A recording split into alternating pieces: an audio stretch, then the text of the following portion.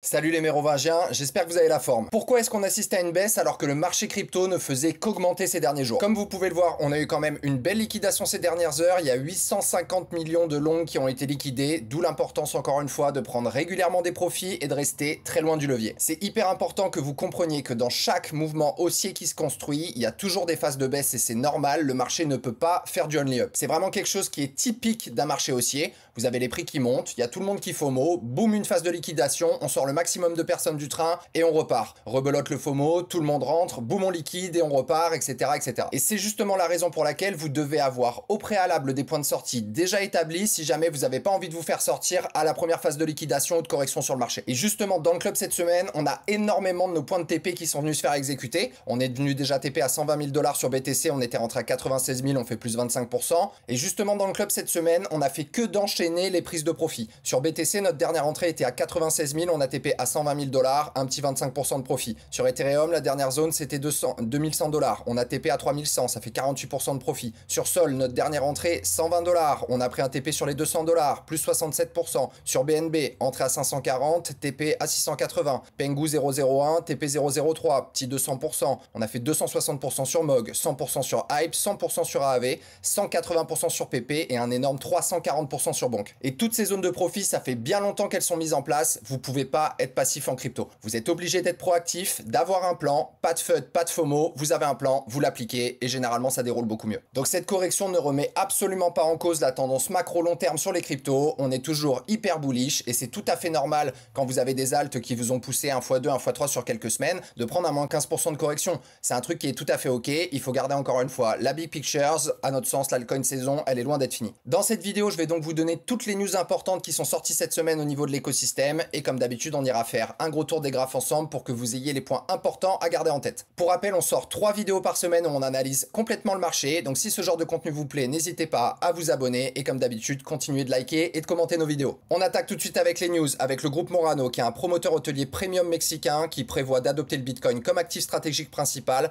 avec un investissement initial d'1 milliard de dollars et un objectif de constituer une réserve de trésorerie en BTC de 10 milliards de dollars dans les 5 prochaines années. On a également la banque PNC d'une valeur de 410 milliards de dollars qui s'associe à Coinbase pour proposer des services sur la crypto. On a l'accumulation qui continue du côté DigitalX qui ont acheté à peu près 75 bitcoins pour pratiquement 9 millions de dollars à un prix moyen de 118 000 $ par bitcoin. Ils en détiennent aujourd'hui plus de 500. On a également Mara, la société de minage qui lève 850 millions de dollars pour acheter toujours plus de BTC. Du côté de Matador, société canadienne cotée en bourse, ils ont obtenu un financement de 100 millions de dollars pour accélérer leur trésorerie en BTC également. On a le groupe H100 dont on vous parle souvent dans ces vidéos qui vient d'acheter aussi 13,8 millions de dollars supplémentaires de bitcoin. Ils en détiennent aujourd'hui 630. On continue avec l'entreprise japonaise Quantum Solutions cotée à Tokyo qui prévoit d'acquérir jusqu'à 3000 BTC en un an pour se protéger contre l'inflation et contre la dépréciation du yen. On a également eu des nouvelles du côté de Tesla qui révèlent que parmi ces 1 milliard 420 millions de dollars de bitcoin, absolument aucun n'a été vendu au deuxième trimestre 2025. Du côté des banques, on a la plus grande banque américaine, JP Morgan, qui envisage de proposer des prêts adossés aux crypto pour ses clients. On enchaîne avec Ethereum, on a World Liberty Financial, le projet de la famille Trump qui achète 6150 ETH portant le nombre à pratiquement 10 000 ETH accumulés au cours des 6 derniers jours. En ce qui concerne l'accumulation du côté de Solana, on a Upexi Treasury qui a acheté 83 000 Solana et qui porte du coup leur réserve à pratiquement 2 millions de sols. Toujours du côté de Solana, on a Joe McCann, fondateur d'Asymmetrix qui prend la tête d'Accelerate qui est une nouvelle société de trésorerie dédiée à Solana. Il prévoit quand même de lever 1,51 milliard de dollars pour acheter 7 millions de sols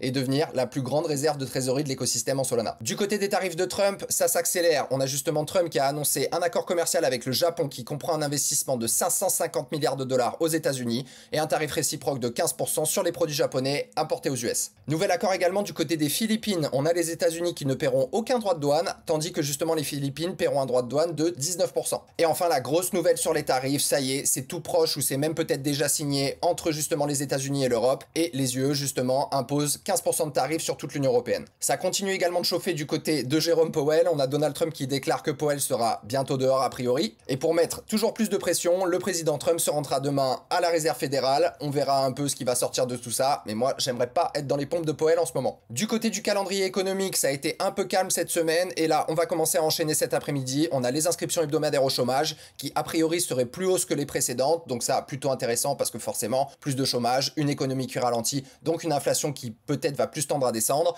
Derrière on a le PMI manufacturier qui est aussi prévu un petit peu plus faible que l'autre fois, donc ça va aussi jouer sur l'inflation. Par contre contre, on a le PMI des services qui est prévu en légère hausse. Donc là, le scénario parfait, ça serait que ces trois justement prévisions soient plus hausses que les dernières, qu'il y ait plus de chômage, que le PMI manufacturier diminue et que le PMI des services diminue aussi. Et là, ça serait le setup parfait. Justement, si on se rend du côté de l'inflation, c'était monté, on a eu un beau drop, petite reprise et là, on semble reprendre la direction du sud et on espère, parce que vous savez que c'est ça qui va pousser la Fed à baisser ses taux encore plus vite, sachant qu'une probabilité de baisse de taux a priori ne sera pas vue en juillet. On croise les doigts pour septembre. Du côté des indices américains, tout se passe toujours bien. On a le SP500 qui est en ATH, on a le Nasdaq qui est en ATH aussi, le dollar index qui est toujours à la cave, donc plutôt très bon ça pour les actifs risqués, hein, donc bourse et crypto. On a l'or qui est toujours dans une phase de latéralisation mais qui est quand même assez topiche. Forcément, hein, il a fait un bull run quand même énorme et là pour le coup les gens sont en train quand même pas mal de repasser risk-on. D'ailleurs c'est pour ça qu'on voit également les cryptos augmenter. Avant de passer à l'analyse crypto, je vous fais juste un petit rappel avant. Si vous cliquez sur le lien que vous avez juste en dessous de nos vidéos, vous allez pouvoir rejoindre le Mayoff Club. À l'intérieur du club, vous allez avoir accès à toutes nos stratégies d'investissement, notamment nos portefeuilles en crypto, avec le nom des cryptos,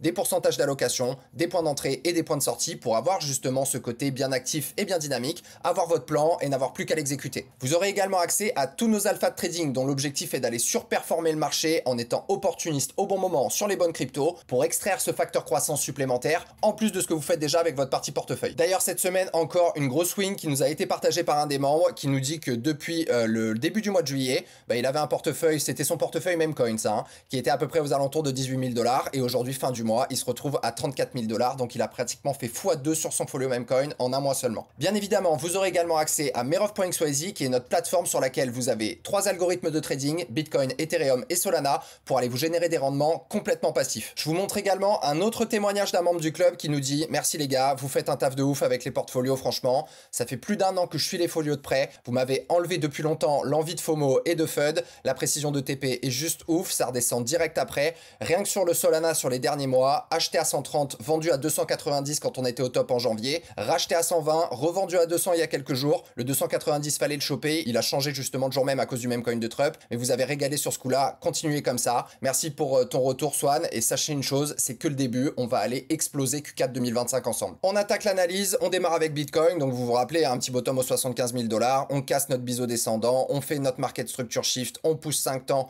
on vient prendre résistance aux 11 000 $, on rentre dans une structure en bull flag, on fait une petite vague corrective en ABC, on casse le bull flag à la hausse, on fait pullback et là on est reparti faire un ATH aux 123 000 $, on est rentré encore dans une phase de latéralisation et on est potentiellement en train de remettre un autre bull flag, sachant que ce que je vous avais dit déjà sur une dernière vidéo, c'est que si vous commencez à regarder un petit peu les objectifs justement de ce plus grand bull flag, ça nous amènerait à peu près dans la zone des 135 000 $.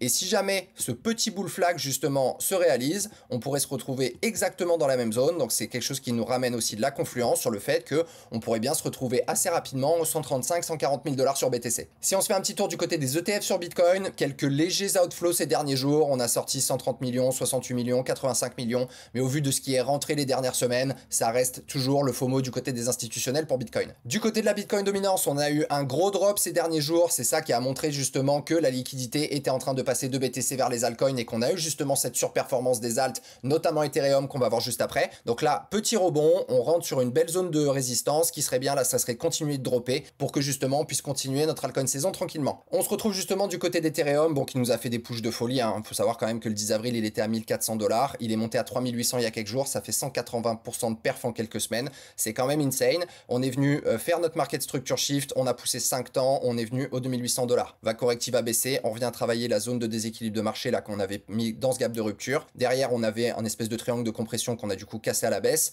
C'était un fake out, on réintègre, on pousse derrière, on laisse un petit peu de déséquilibre de marché. Au niveau des objectifs qui ont été atteints justement sur Ethereum, il me semble qu'on est venu prendre les 1 pour 1. Ouais, on a pris les 1 pour 1. On n'a pas atteint encore les 1,618, mais si jamais le momentum reprend, on pourrait y aller et on se retrouverait du coup aux alentours des 4500 $ globalement. Si jamais cette vague 3 elle est finie et qu'on a besoin de venir retracer un petit peu plus, les points importants à garder en tête au niveau du dernier mouvement, vous avez justement vos 0,382 qui correspondent très bien à cette zone de déséquilibre de marché. Donc là, Ethereum, il pourrait venir retracer tranquillement avant de repartir. S'il a besoin de faire un retracement un petit peu plus profond, on a la zone de rechargement de long qui globalement est entre les 2800 et les 2500 $ sur ETH. Du côté des ETF sur Ethereum, autant on voit quelques petits outflows sur BTC. Ethereum, c'est toujours la folie. Après la journée complètement folle à 700 millions de dollars, on a fait 600 millions, 400 millions, 500, 300. Enfin bref, voilà, vous avez compris, hein, ça continue de rentrer. Là, pour le coup, l'appétit institutionnel est en train potentiellement de se déplacer tout doucement de BTC vers Ethereum. Et ça, encore une fois, c'est vraiment le signe annonçateur d'une altcoin saison qui pourrait durer encore dans le de temps, on l'espère le plus longtemps possible bien évidemment. On se retrouve du côté de Solana qui nous a aussi fait une belle poussée ces derniers jours, on avait fait un bottom au 95 $, on fait notre market structure shift, on pousse 5 temps, on vient sur la zone de résistance au 185, va correctivement abaisser, on vient dans la zone de rechargement de longue de tout ce premier mouvement, là derrière on est reparti pour la grande vague 3, hein, toujours pareil dans cette fractalité. Au niveau justement des points intéressants que potentiellement on a commencé à atteindre sur Solana, on est venu prendre les 0,786, je pense qu'on peut continuer de pousser plus haut, à mon avis cette vague 3 n'est pas terminée, si jamais on continue de pousser, premier objectif, prochain objectif 220 $, si on va jusqu'au 1,618 on pourrait pousser jusqu'au 280 $. Et si jamais cette vague 2 est terminée, cette vague 3 pardon est terminée, donc on est reparti dans une vague 4 avant de pousser la 5, bah globalement les points d'intérêt à garder en tête, ça serait potentiellement la zone de rechargement de longue avant justement une reprise haussière, et là a priori on va revenir travailler tranquillement les 0,382, et pour le coup ça nous permettrait de repousser et peut-être de rester dans cette fractalité de grande 3 avant de prendre la 4 et la 5 finale qu'on aura en fin de cycle. On continue avec l'analyse d'XRP, c'est ce que vous m'avez demandé en commentaire. D'ailleurs, si vous voulez que j'analyse une crypto, vous savez quoi faire. Bon, j'essaie toujours de sélectionner la crypto qui est la plus mentionnée. Après voilà, tant qu'on n'a pas fait votre crypto, continuez de la dropper, on va bien finir par tomber dessus. Du coup, notre ami XRP, on était venu faire globalement un bottom au 0,50, on fait notre market structure shift, on a fait une sacrée poussée en 5 temps, on a quand même explosé jusqu'au 3,40 $, on est rentré dans une belle phase corrective en ABC, on était dans un canal descendant, on est venu faire un market structure shift, donc casser le dernier plus haut qui nous avait fait faire la fin de la vague C. Donc là, on retourne le marché, on pousse une 1, une 2, une 3. On est venu pile en zone de rechargement de longue de tout ce premier mouvement. On a poussé. Quels objectifs ont déjà été atteints justement au niveau de cette vague 3? Bah, vous voyez, on est venu pile au 1,618. Donc là, encore une fois, hein, très important d'avoir bien ses points d'entrée, ses points de sortie. Nous, on n'était pas exposé sur XRP. On pense que le rendement risque n'est pas celui qui fait parmi des plus intéressants, qui fait partie, pardon, des plus intéressants. Mais globalement, voilà, je peux comprendre que vous ayez envie de vous exposer là-dessus. Ça reste un très bon projet. Derrière, à mon avis, on va rentrer justement dans une phase plutôt corrective sur XRP. Les points importants à garder en tête, vous prenez le bas de votre 2, le haut de votre 3. Donc là, on est en train de toucher les 0,380, les 0,382. On pourrait repartir à la hausse si jamais il y a du momentum. Si jamais il a besoin de retracer un peu plus, on pourrait revenir, hop là, en zone de rechargement de longue entre globalement les 2,60 $ et les 2,34 $ avant de repartir pour cette grande 5. On continue avec notre ami le layer 1 Sui. On était venu faire un bottom au 1,73. On a fait notre market structure shift, on pousse 5 temps. On trouve résistance, la belle zone de résistance ici dans la zone des 4, globalement 4,10 $. On fait une grosse corrective en ABC. On vient retracer dans la zone de rechargement de longue de tout le premier mouvement. On repart dans la fractalité de cette grande 3. On retrouve résistance ici. Donc là, ça serait bien qu'on arrive à breaker ça pour vraiment finir cette vague 3. Là, les points importants à garder en tête du côté justement de notre ami Sui. On est du coup on n'est pas venu toucher les 0,786. Ce qui serait intéressant, ça serait qu'on vienne au moins au 1 pour les 4,90. Si jamais il y a vraiment du momentum, on pourrait pousser jusqu'au 1,618, voire plus haut. Mais là, globalement, le prochain point d'intérêt, il est au niveau des 6,50. Et après, on verra justement quelle zone fait sens pour venir prendre un retracement en vue de faire la grande 25. Configuration extrêmement proche de Sui du côté de Tao. On est venu faire un bottom au 170 $. On fait notre market structure shift. On pousse 5 temps. On retrouve la résistance globalement ici des 451 $. Belle zone corrective en ABC. On vient dans la zone de rechargement de longue de tout le premier mouvement. On repart à la hausse. On retrouve aussi résistance ici. Donc là, ça serait bien aussi de franchir pour continuer cette vague 3. Les points importants à garder en tête du côté justement de la fin potentielle de cette 3, ça serait de venir au moins chercher les 0,786 à 536. Ça serait mieux les 1 à 604 et ça serait encore mieux bien évidemment les 1 618 à 800 $ avant potentiellement de faire une grande 4 corrective avant de repartir pour la 5 finale. On continue avec notre ami Pengu. Ça a été une masterclass cette semaine dans le club. On est venu faire un bottom au 0,002. On fait notre market structure shift en poussant 5 temps. On arrive en zone de résistance au 0,017. Va corrective en ABC. On retourne en zone de rechargement de longue de tout le premier mouvement. On repart à la hausse. On laisse pas mal de déséquilibre de marché derrière nous. On est venu trouver résistance pratiquement au 0,046. Donc sacré perf quand même. Là, quels sont les points importants qui ont été atteints? Vous prenez le bas de votre 1, le haut de votre 1, le bas de votre 2. Et là, vous voyez, c'est quand même assez chirurgical. On est venu prendre les 1,618. On a continué de pousser. On est venu prendre les 2,618. Donc là, il y a des chances que la vague 3, elle soit terminée. Ou alors, on peut continuer de pousser au 3,618. Et dans ce cas-là, on va se retrouver au 0,06. Par contre, si jamais cette vague 3, justement, elle est terminée, qu'on part dans une 4 avant de faire éventuellement notre 5 finale, les points importants à garder en tête, vous prenez votre retracement de Fibo sur votre vague 3. Derrière, on a laissé quand même pas mal de déséquilibre de marché, mais ça nous donne à chaque fois de la convergence. Si on vient jusqu'ici, ça nous permettrait de retravailler les 0,382 au 0,031. Si jamais on continue, on a les 0,5 qui correspondent aussi pas mal à cette zone de déséquilibre de marché. Et enfin, si on doit faire une correction plus profonde, on a notre zone de rechargement de longue qui nous permettrait de venir potentiellement retravailler ici. Donc là, ça va être important. Moi, j'ai pris quand même pas mal de profit. Je pense que j'ai sorti à peu près 25% de ma position dans ce coin-là. Donc je pense que là, moi, si jamais ça revient dans ces zones-là, ça fera partie vraiment des cryptos que je pense réaccumuler assez fortement. On reste sur les bêtas de l'écosystème Ethereum. On vient du côté de Mog. On a fait un petit bottom au 0,6027, on fait notre market structure shift, on pousse 5 temps, on arrive au 0,5014, belle vague corrective en ABC, toujours pareil, retour en zone de rechargement de longue de tout premier mouvement, on continue la fractalité, on rentre dans la grande vague 3, toujours pareil, grande 1, grande 2, grande 3, vous connaissez à connaître. Là, quels sont les points qui ont déjà été atteints du côté de Mog? Hop là, on est venu pile au niveau des 1 pour 1. Si jamais on continue de pousser, on pourrait venir chercher les 1,618 au 0,5026.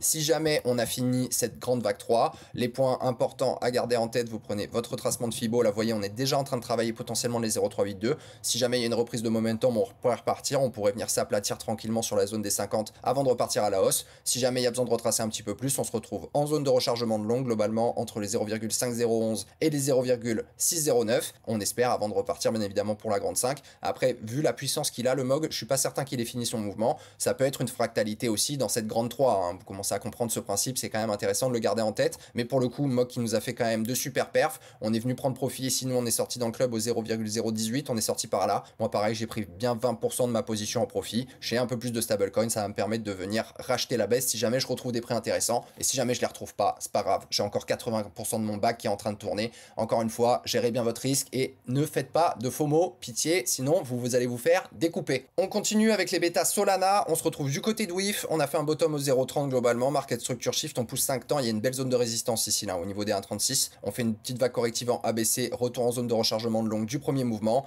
on repart à la hausse, là on retrouve résistance, donc là ça serait bien qu'il y ait du momentum, qu'on puisse casser ça pour finir cette grande vague 3. Les points d'intérêt à garder en tête, bas de vote 1, haut de vote 1, bas de vote de derrière, ça serait les 1 pour 1 au 1,71 ou les 1,618 au 2,40 et si jamais on pousse plus, il y aura les 2,618 qui seront plus hauts au niveau des 3,49 pardon. Donc là, ce qui serait important, c'est vraiment de casser ça parce que sinon, on reste un order flow baissier, un haut de plus en plus bas, etc.